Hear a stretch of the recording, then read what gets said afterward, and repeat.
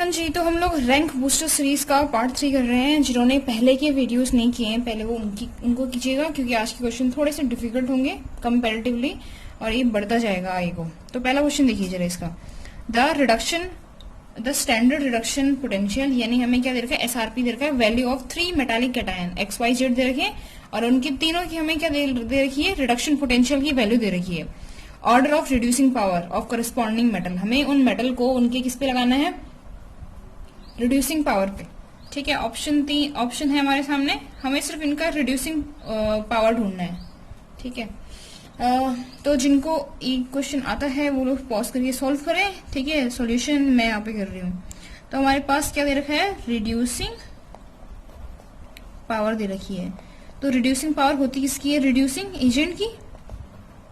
Reducing agent होते कौन है, जो इटसेल्फ तो क्या होता है, ऑक्सीडाइज और सामने वाले मेटल को क्या करते हैं, रिड्यूस करते हैं, उनको रिड्यूसिंग एजेंट कहते हैं ना। तो ये डिपेंड किस पे करता है, रिडक्शन पोटेंशियल पे। तो lower the reduction potential higher will be its reducing power, यानी वो उतना अच्छा रिड्यूसिंग एजेंट होगा। तो अगर हम इनमें से देखें तो हमारे पास क्या है, एक्स है, वाई है, जेड है। एक्स का कितना है 0.52 वोल्ट, वाई का -3.03 वोल्ट और जेड का कितना है -1.18। सबसे लोएस्ट कौन है, वाई, यानी सबसे ज्यादा पावर किसकी होगी, वाई की।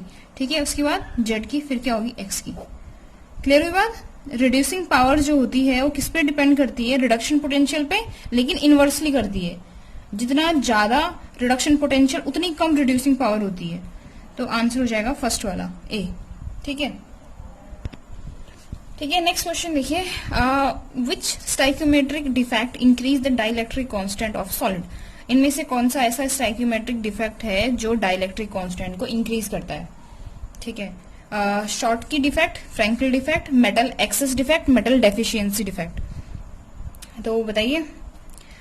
तो एक्चुअली इनको सबसे पहले क्लियर करने का, अगर हमें ऑप्शन हटाने हैं तो उसका सिंपल सा तरीका है, हमारे पास स्टाइक्योमेट्रिक पूछा है, जबकि जो मेटल एक्सेस डिफेक्ट और मेटल डेफिशिएंसी डिफेक्ट होते हैं दोनों क्या होते हैं, नॉन स्टाइक्योमेट्रिक डिफेक्ट होते हैं। तो ये दोनों हट गए।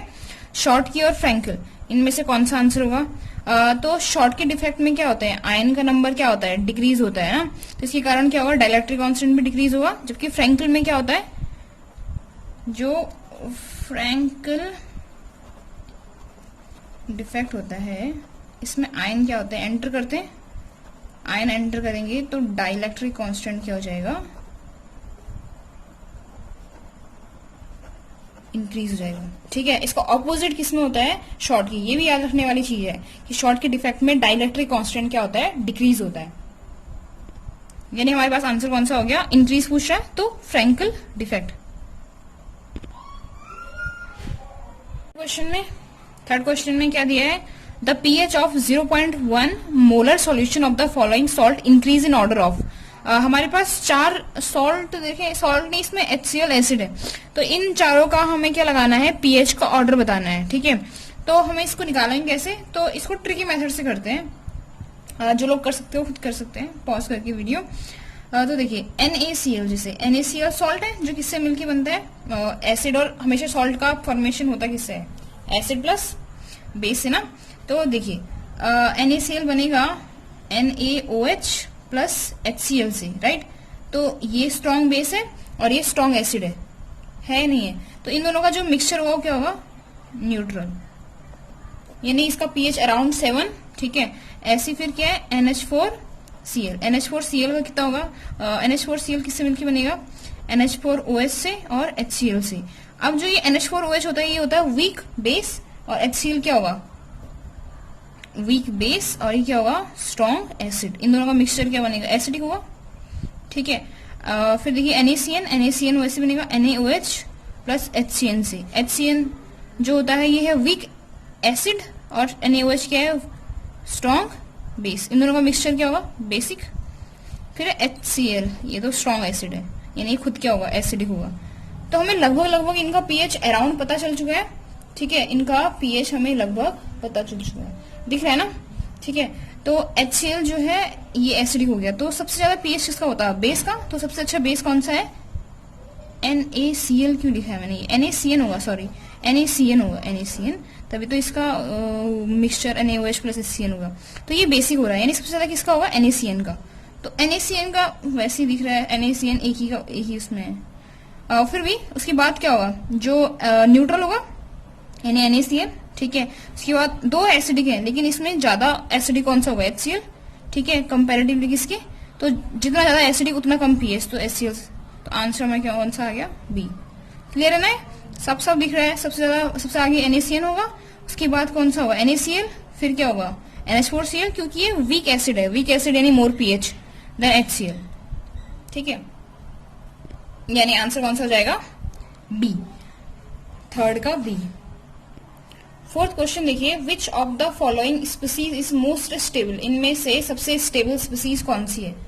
सबसे स्टेबल कैसे निकालेंगे हम, स्टेबिलिटी, पहले चलो ऑप्शन देखते हैं। पैरा पोजीशन पे हैं तीन के केस में, ए, बी और डी में पैरा पोजीशन पे क्या है, ग्रुप्स है। एक में NO2Cl और OCH3 है, बेंजीन पे क्या है, CH2 है, जिसपे की क्या है पॉजिटिव चार्ज है, यानी हमें इसको स्टेबलाइज करना है। तो इनमें से कौन सा ऑप्शन ठीक होगा वो पूछ रहे हैं। तो इनके पहले हम लोग स्ट्रक्चर बना लेते हैं, एक मिनट, ठीक है। स्ट्रक्चर पहला वाला हो जाएगा कुछ ऐसे, बेंजीन पे ऊपर है क्या है CH2 पॉजिटिव और नीचे क्या है NO2, इस तरह से। सेकेंड ऑप्शन है ये Cl और इधर क्या है CH2 पॉजिटिव। तीसरे ऑप्शन में कोई ग्रुप नहीं है पैरा पे, केवल इस तरह से होगा स्ट्रक्चर। और चौथे ऑप्शन में पैरा पे क्या है OCH3 मिथॉक्सी ग्रुप है, CH2 प्लस, ठीक है। ये है चार ऑप्शन और इसमें से पूछ रहा है कि सबसे स्टेबल स्ट्रक्चर कौन सा होगा, इन चारों में से सबसे स्टेबल स्ट्रक्चर कौन सा होगा, तो होता है क्या है, दो तरह के ग्रुप होते हैं, ठीक है, R प्लस R माइनस। यहाँ पे CH2 प्लस यानी कार्बन पे इलेक्ट्रॉन डेफिशिएंसी, यानी वो बेंजीन से इलेक्ट्रॉन क्या करेगा, पुल करने की कोशिश करेगा। तो ऐसा ग्रुप जो बेंजीन को इलेक्ट्रॉन प्रोवाइड करे वो स्टेबलाइज करेगा। NO2 जो होता है ये इलेक्ट्रॉन क्या होता है, खुद खींचता है, तो यानी ये तो डिस्टेबलाइज करेगा। ये तो सबसे कम क्या हो जाएगा, स्टेबल होगा इन चारों में से। बात करते हैं Cl की, तो Cl क्या होता है, डोनेट करता है, ये सही स्टेबलाइज करेगा, इसमें तो कोई ग्रुप ही नहीं है, तो ये तो इस पे कोई इफेक्ट नहीं पड़ेगा। जबकि इस पे ये ज्यादा अच्छा क्या होता है, इलेक्ट्रॉन डोनेटिंग ग्रुप होता है कंपैरेटिवली किसके, हेलोजन के, ठीक है। इस तरह से इलेक्ट्रॉन प्रोवाइड करेगा बेंजीन रिंग की तरफ और इससे CH2 स्टेबलाइज होगा। तो यानी सबसे अच्छा जो सबसे मोस्ट स्टेबल जो है वो कौन सा हो जाएगा, डी यानी पैरा पे मिथॉक्सी ग्रुप, ठीक है। फिफ्थ क्वेश्चन देखिए, नंबर ऑफ लोन पेयर पूछ रहा है XeOF4 में, एज और आर, इनमें से चार ऑप्शन में से कितने लोन पेयर वाला सही ऑप्शन सही है, यानी कितने लोन पेयर है किसके पास, XeOF4। जीनॉन का क्या है, ऑक्सो क्लोरो कंपाउंड है, ऑक्सो फ्लोरो कंपाउंड है, सॉरी। तो जीनॉन के आउटर मोस्ट कितने इलेक्ट्रॉन होते हैं, 8। तो इसका स्ट्रक्चर कैसे होगा, जो Xe होता है इसके आउटर मोस्ट जो होते हैं कितने इलेक्ट्रॉन होते हैं, 8, क्योंकि ये एक तरह का नोबल गैस है, ठीक है। 8 होंगे तो 4 बॉन्ड बनाएगा फ्लोरीन और ऑक्सीजन को अपना वो करने के लिए क्या बोलेंगे, ऑक्टेट पूरा करने के लिए 2 बॉन्ड बनाने होते हैं, तो यानी कुछ वैसे बनेगा, डबल बॉन्ड O और 4 क्या होंगे फ्लोरीन। अच्छा, ये स्ट्रक्चर जैसे दिख रहा है वैसे नहीं होगा, ये 4 एक प्लेन में होंगे और ऊपर की तरफ क्या होगा, ऑक्सीजन होगा। तो यानी ये स्ट्रक्चर कैसा बन रहा है, स्क्वायर पिरामिडल टाइप, ठीक है। Bi pyramidal single pyramidal.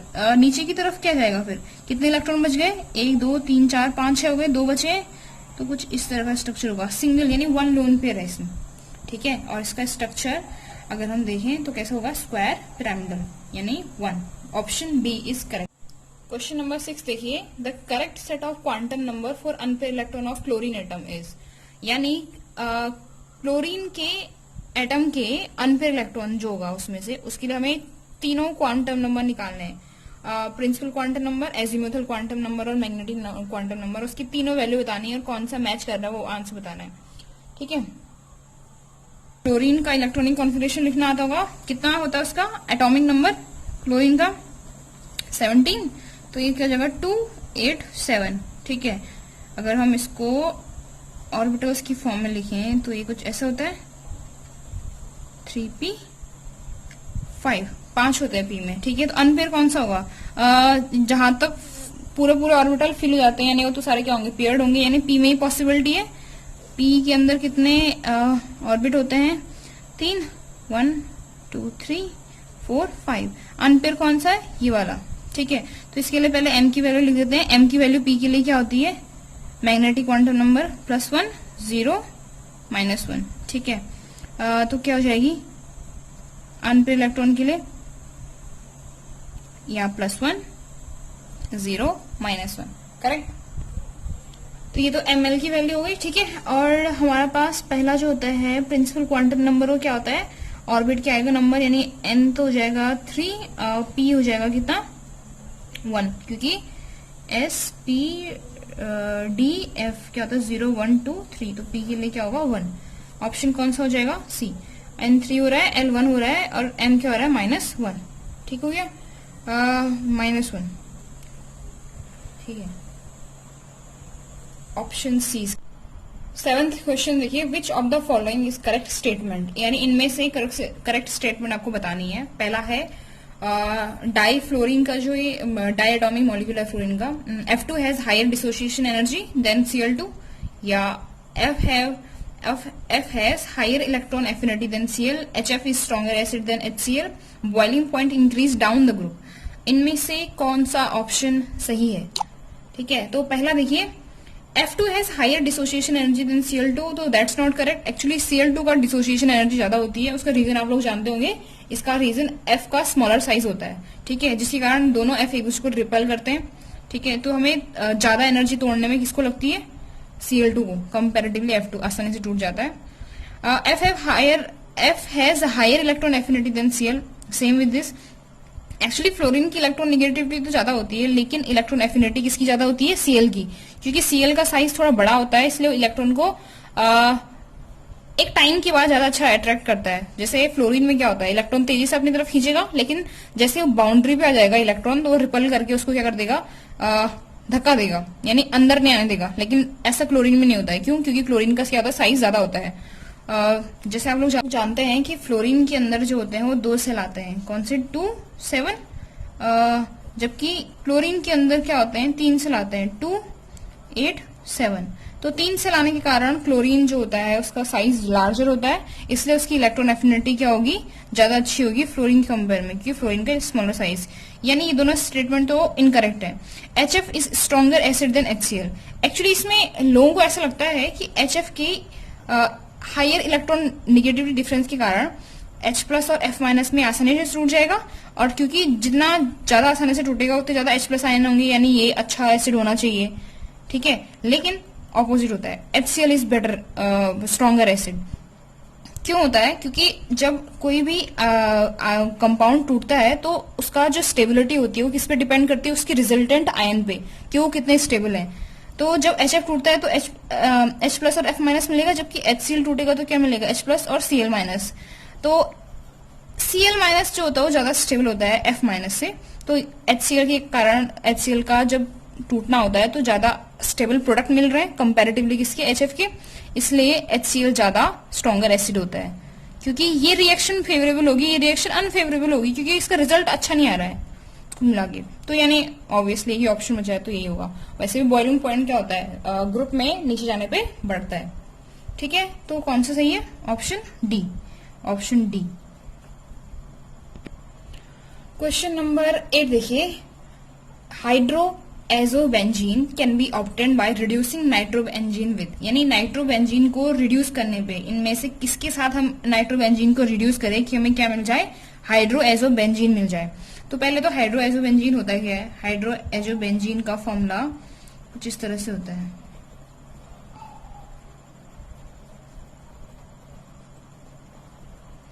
इस पे एक और बेंजीन लगी होती है, इस तरह से बना सकते हैं इसको, या फिर सीधे बेंजीन जो बना सकते हैं आप लोग कुछ इस तरह से। 2 बेंजीन के बीच में NH का एक ग्रुप होता है, इसको बोलते हैं हाइड्रोएजोबेंजीन। इसको बनाना है हमें किससे?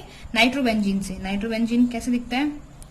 बेंजीन पे NO2 ग्रुप। तो किससे रिएक्शन करवाएं इनमें से? कौन सा सही होगा? हमारे पास जो है वो टोटल कितने रिएजेंट हैं, 4। तो पहले देखिए, जब हम लोग नाइट्रोबेंजीन की रिएक्शन किससे कराएं, NO2 SN प्लस HCl से कराएं, तो इससे बनती है कौन सा, एनिलीन। तो हमें जो चाहिए था वो तो आया ही नहीं, तो यानी ये गलत है, पहला ऑप्शन गलत हो गया। दूसरा देखिए, अगर नाइट्रोबेंजीन है, इस पे हम रिएक्शन कराएं किसकी, Zn प्लस NH4Cl की, तो क्या बनेगा इससे, ध्यान से देखिए, 1 मिनट, दिखाई दे रहा है आप लोगों को, अब ठीक है। हाँ, तो इससे जो बनता है वो क्या बनता है, बेंजीन पे कौन सा ग्रुप आता है, NHOH ग्रुप आ जाता है, ठीक है, यानी अभी रिजल्ट नहीं मिला। तीसरा जो ऑप्शन है Na2ASO3 प्लस NaOH का, एक्चुअली ये रिएक्शन करता ही नहीं है नाइट्रोबेंजीन से, यानी ऑप्शन कौन सा करेक्ट होगा, Zn प्लस NaOH। तो आंसर Zn प्लस NaOH होगा, पर इसको देख लेते हैं किस तरह से होती है। NO2, ठीक है, जब हम इसकी रिएक्शन कराएंगे Zn प्लस NaOH की, तो ये क्या बनेगा, कुछ इस तरह से।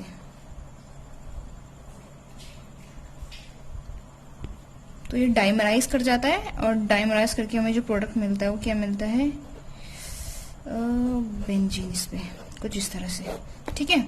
तो यानी हमारा ऑप्शन कौन सा करेक्ट है, Zn plus NaOH। 9th option देखिए, smoke is essentially cause the presence of, जो स्मोक होता है वो किसके प्रेजेंस के कारण होता है, ठीक है। तो वैसे तो अगर सिर्फ स्मोक की बात की हो तो उसको क्लासिकल स्मोक समझिएगा, O2N2, O2 एंड N2, ये गलत हुआ है, एक्चुअली O3 है, ozone. O2 and N2, O3 and N2, oxide of sulphur and nitrogen, O2 and O3।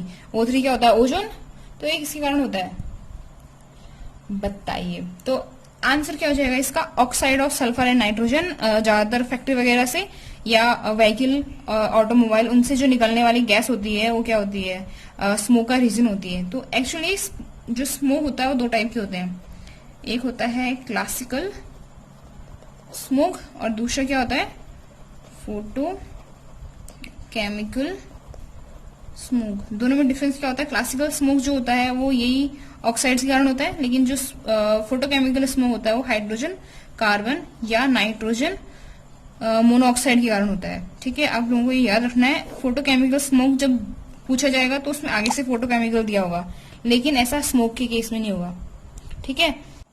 हाँ जी, तो ये है आपके पास लास्ट क्वेश्चन, ठीक है, इस पार्ट का। तो इसमें कन्वर्जन दे रखा है और आपको करेक्ट रिएजेंट्स बताने हैं कि इनमें से कौन सा रिएजेंट क्या होगा, करेक्ट होगा। तो इस रिएक्शन में खासियत ये है कि जिन्होंने एमीन चैप्टर कर रखा होगा उनको पता होगा ये कौन सी रिएक्शन है, यानी इसका एक पार्ट तो पता होगा कम से कम, हॉफमैन वाला, ठीक है। तो देख लेते हैं, पहला Br2KOH है, Br2KOH तो ठीक है, लेकिन इसमें जो ये रिड्यूसिंग रिएजेंट दे रखा है इसकी जरूरत है नहीं इस रिएक्शन में, अगर आप लोग ध्यान से देखो तो यानी इसकी जरूरत नहीं है, तो ये ऑप्शन अपने आप हट गया। दूसरा P2O5 हीट है, पेंटॉक्साइड, इसको हमने अगर यूज कर भी लिया तो उसके बाद फिर से रिड्यूसिंग रिएजेंट है जिसकी जरूरत नहीं है। इसके अलावा एसिटिक एनहाइड्राइड, हाँ उसका ये करेक्ट हो सकता है, लेकिन वही रिड्यूसिंग रिएजेंट वाला, इसमें अगर हम स्टार्टिंग में ही क्या करेंगे, एसिटिक एनहाइड्राइड की रिएक्शन कराएंगे तो वो करेगा कहाँ पे, अटैक यहाँ पे, सही है। उसके बाद रिड्यूसिंग रिएजेंट जो होता होगा वो डबल बॉन्ड को हटा देगा, यानी ऑप्शन सही नहीं है। यानी हमारे पास बचा कौन सा, लास्ट वाला ऑप्शन। लेकिन लास्ट वाला ऑप्शन आप लोगों को पहले से पता चल रहा होगा क्योंकि Br2KOH है, ठीक है, हॉफमैन वाला पार्ट है। उसके बाद क्या होगा, अच्छा होता क्या है हॉफमैन की रिएक्शन से, इस पे रिंग पे कौन सा ग्रुप है, CONH2 ग्रुप है, ठीक है। इसकी रिएक्शन पहली बार हो रही है Br2 किससे, KOH से, हॉफमैन वाला पार्ट है, तो यानी रिंग पे क्या आ जाएगा, NH2 ग्रुप आ जाएगा। इसको बोलते हैं साइक्लोहेक्साइल एमीन है, साइक्लोहेक्साइल एमीन। फिर इसकी रिएक्शन हो रही है किससे, CH3COCl से। अगर हम इस रिएजेंट का स्ट्रक्चर बनाए तो कुछ ऐसा बनेगा, Cl, NH2 पे क्या है, लोन पेयर है, वो अटैक करेंगे यहाँ, ये वाला ये ग्रुप जो है लीव करेगा, यानी ये लीविंग ग्रुप है। वैसे भी दिख रहा है Cl हेलोजन जो होता है वो बहुत अच्छे क्या होते हैं, लीविंग ग्रुप होते हैं, दिख रहा है। तो यानी Cl लीव करेगा तो ये वाला ग्रुप अटैक कहाँ करेगा, इस पे, यानी ये कुछ इस तरह का। तो Cl जो है H को लेके चल जाएगा, यहाँ पे आएगा N और इसके साथ होगा एक H क्योंकि एक H चला गया, और यहाँ पे कौन सा ग्रुप आ जाएगा, और इधर आ जाएगा CH3। ये बन गया हमारा प्रोडक्ट। ठीक है, तो यानी कौन सा ऑप्शन है ये, डी वाला। ठीक है, तो इन क्वेश्चनों करें, प्रैक्टिस करें, एग्जाम आने वाला है। ठीक है, ओके।